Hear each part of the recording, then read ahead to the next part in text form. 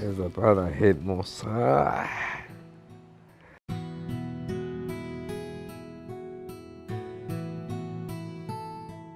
Good day. My name is Tharn Chun, and sitting next to me is my wife, Catherine Chu, and we are a married couple, and we have been married for 23 years plus already. I first know him as a prospect because I was an insurance agent back in 1993. So I was trying to prospect for him, but he had a different idea. He wanted to prospect me as his life partner. November 19, 2015 was the day when my husband was admitted to Khoo Teck Puat Hospital. And that evening, also, he ended up staying there for the all in all is about 43 days, and that results in his hearing loss. And actually, as a result, he also lost his job 6 months down the road. And after he lost his job, I gave up my career another 6 months. So by January 2017, both of us are employment free. To talk about it so lightheartedly, it's not something, but it's all in a book because as I struggle with journey as a caregiver, I also didn't want to let it as a learning curve for my kids to realize that a lot of things, unseen things that I did, they won't know. But by writing it is to share also from the angle of a caregiver, and also realize that it's not easy to be a caregiver, and it's also not easy to be committed in a marriage when such thing happens. And I think far more is also realize that it is a journey of putting your spouse before yourself. I think that's not easy. Giving that love, unconditional love, not knowing where it will install. If this thing will not happen, I mean, if we did not build on our marriage in early years, I think the whole marriage would have gone apart. And it also means that the children will be the most affected as well. So I thought it is a good reminder that build your marriage earlier. Don't wait until when the crisis happens.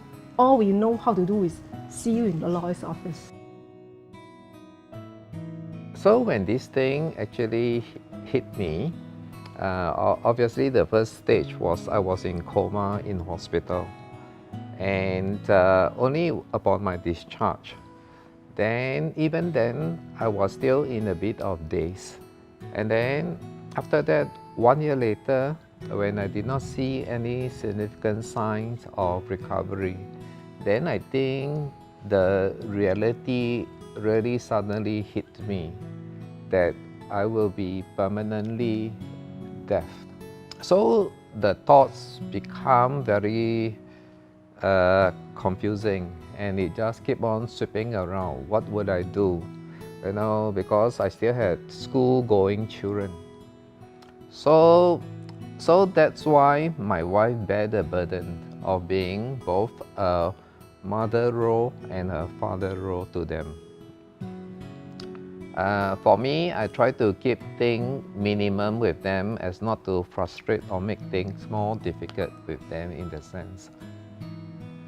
So I think that was it, and thankfully the children were quite understanding.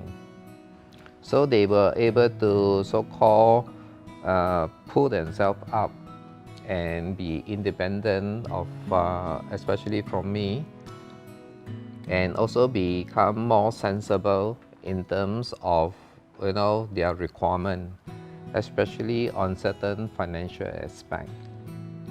So we used to go out to have movies once or twice a month, and then go out to makan also maybe once a month or twice a month in some simple restaurant food or whatever. But now we have to cut off, in fact, most of and all of these things. So thankfully they are quite sensible and did not make too much fuss over it. But I think the most important one is my wife, because she basically cared for me. She gave up what she wanted to do, and she is basically with me, and frankly speaking, it is not easy. sometimes I think I'm the one that make life harder for her than it is, right? Because she will try to encourage me, talk to me, and all these things. And sometimes I find that, I can't hear what you are saying. Like if you talk to me, whatever, I can't really appreciate what you are saying. I've been a Christian all these years, so holding on to God is quite as natural as breathing, like even before his case. But after his case, I think I pray more. Pray more intensively.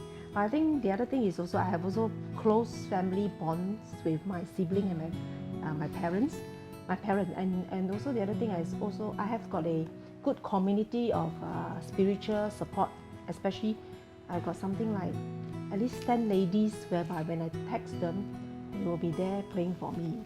So that gave me a lot of support in such difficult times. And just a text, lightly they will come out for coffee or tea or a simple prayer. So that's how I think that's how I go through all this thing through community. I think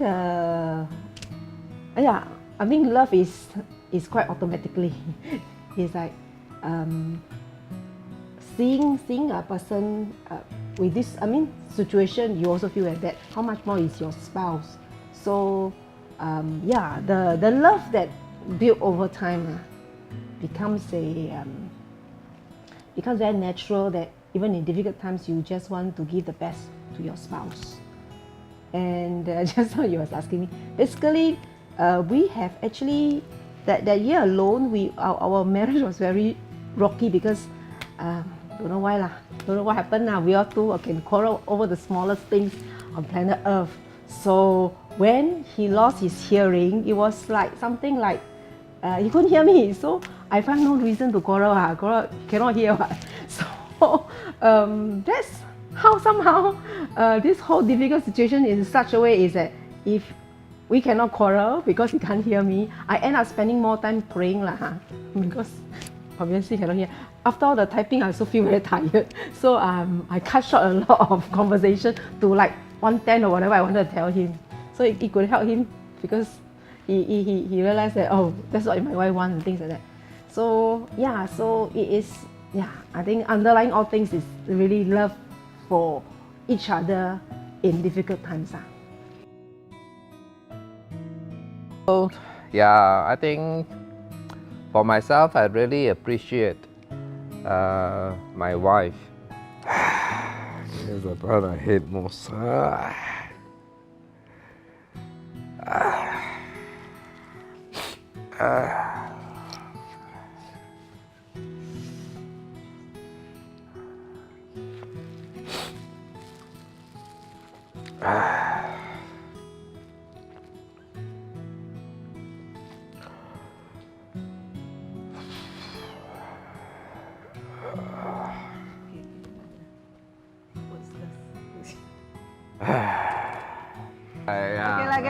Okay. Yeah, what is it?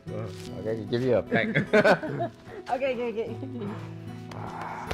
answer.